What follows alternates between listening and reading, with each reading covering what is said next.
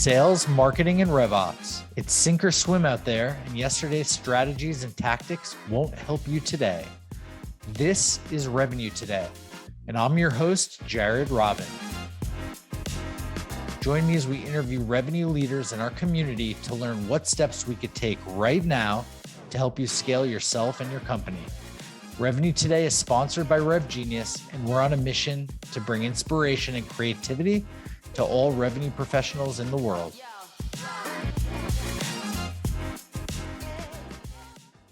Want to shout out our sponsor, Demandbase. Demandbase is smarter GTM for B2B brands. They help marketing and sales teams spot the juiciest opportunities earlier and progress them faster by injecting account intelligence into every step of the buyer journey and orchestrating every action.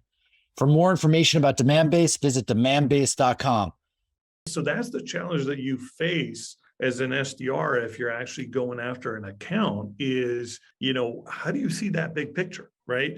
And so when you're thinking about an MQL, right, typically it's in the form of a, form fill, right? Could be a webinar, attendee, could be somebody that stopped by a booth or somebody that downloaded like a piece of content from the website, right? That's just a single data point, right?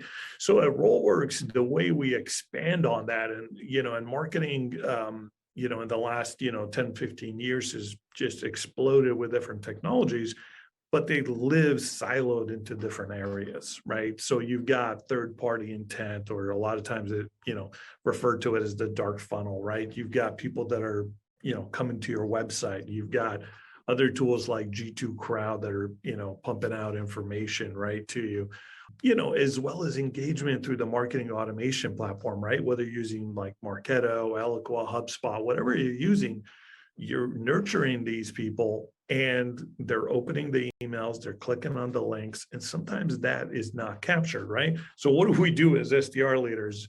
We'll put together this massive dashboard, and then we're going to basically educate our team on like, here's your P1s, here's your priority twos, your threes, your fours, and so forth, right? So you go through this whole, rigmarole of like trying to figure out, okay, well, this person opened up a marketing email, this person did this person did this, right? So that's where technology does play a pretty significant role if you have an ABM platform, right? Because what we do at RollWorks is we'll get all of that information together into our Sales Insights product, little plug here, and be able to actually see what's happening, right? So that way, besides the person that actually filled out the form, who are the other people that you should reach out to at that account? Did they click on an ad? Did they open up a marketing email? Were they doing research on G2 Crowd, right? That way you have a strategic approach to this account rather than just emailing that one particular person. Boy, have things evolved. They have. I wish I had this 10 years ago, but we're finally here and it's gaining momentum. So it's just exciting to see. Nick, talk to me about Alyce and MQAs. Yeah. So I think the first thing, and this is a thing where, like I said, I hop on a lot of prospect. I probably join like 10 prospect and customer calls a week. And so when we're talking about ABM, they're just like, all right, great. I want to move to an MQA model, which really has nothing to do with us. We're just, marketer talking about it. And they're like, we have MQLs though. We can't just abandon the MQL model and just say, we're just going to move to MQAs tomorrow. And that makes sense. Absolutely. So I think what you need to do is first divide your lead funnel. And so what does that actually mean? So separate your lead types. So you have two different lead types. So directly asked to be contacted, which is like those high intent leads, basically the hand raisers, demo requests, they contacted for sales inquiries, things like that. Then you've got your scored leads. So measured as, basically MQLs. So lead capture forms, content downloads if gated, which another whole conversation we could have around that. But basically, it's a contact that's passed the sales when a specific lead score is achieved. So you break that lead funnel in half and you measure what you should expect. So those directly asked to be contacted people, it's going to be lower volume, higher conversion to pipeline and close one revenue, hopefully. Scored leads are going to be higher volume, but lower conversion for the pipeline and revenue. And so it's like, okay, you can have that aspect of it. And I think what you really need to focus on, and at least, what I've been kind of thinking about for a while, is for the MQL method, you should focus that on the inbound piece of it. So you're now splitting your funnel across MQL and MQA. So inbound will be like that demand gen MQL model where you figure out, what's your ACV, what's the qualified ops created, win rate, target ACV, things like that. And then it will back you into a number of MQLs needed, which is basically like a demo. The flip side is, for us, MQA is basically that account-based outbound model. So everything that we have from an MQA perspective and everything that we're targeting within our sales team is strictly outbound. The goal is to convert with them on outbound, or over time push them to that inbound model as well. Super interesting. Love hearing the different perspectives. So, going on the obvious topic of ABM, is facilitating sales marketing alignment past the handoff? Nick, why don't you start on that?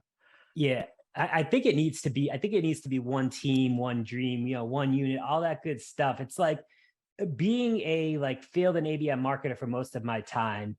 A lot of companies that I've worked at that have been successful has had marketing under a CRO.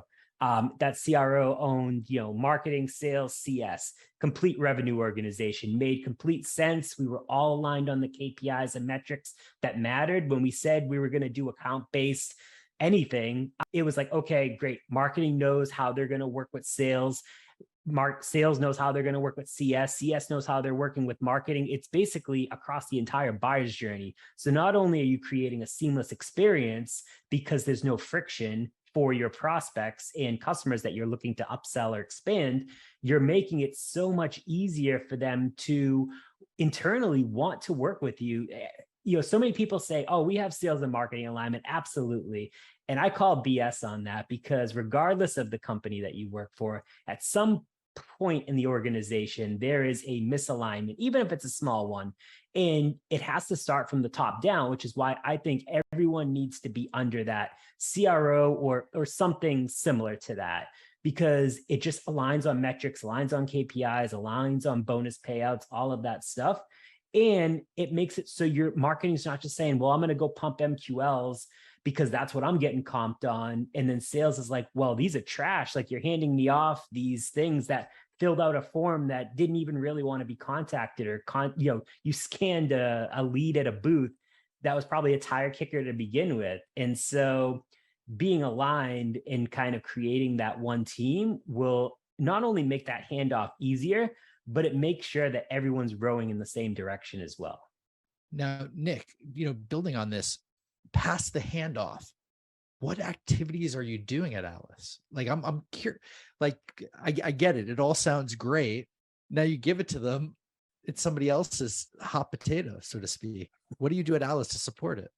So, I mean, personally, past the handoff. Yeah, past the handoff, like I'm joining calls as well. Like, it's, on a regular basis. And I know a lot of my marketing counterparts within the organization are also joining calls and just aligning from like a marketer to marketer standpoint, because that's who we sell to.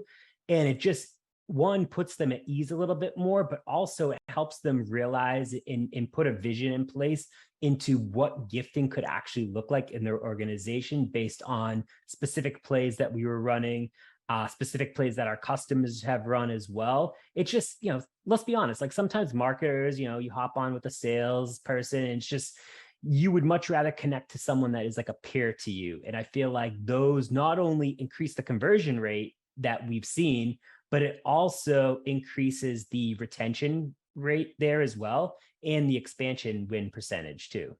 I could see like marketing supporting like CS a little bit, like and helping another marketer use it. What's going on in my head is, what if you're not selling a product for marketers and you need ABM past the handoff? You're selling something, and Nick, you've sold things that weren't for marketers before. What happens then? Are you just like air cover, so to speak?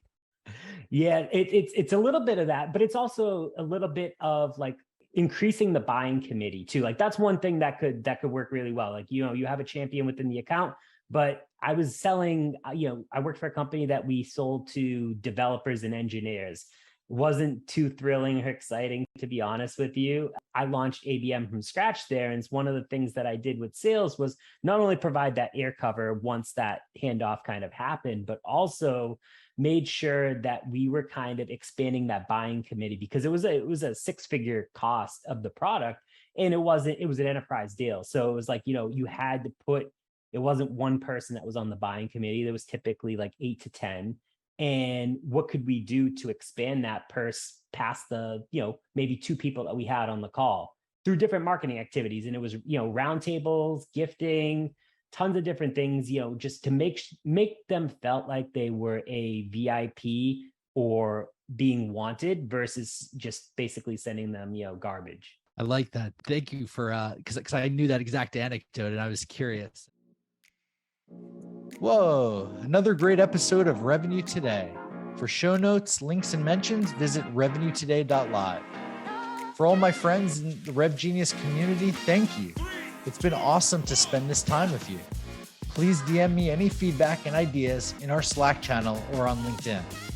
If you're not in RevGenius, join us at revgenius.com.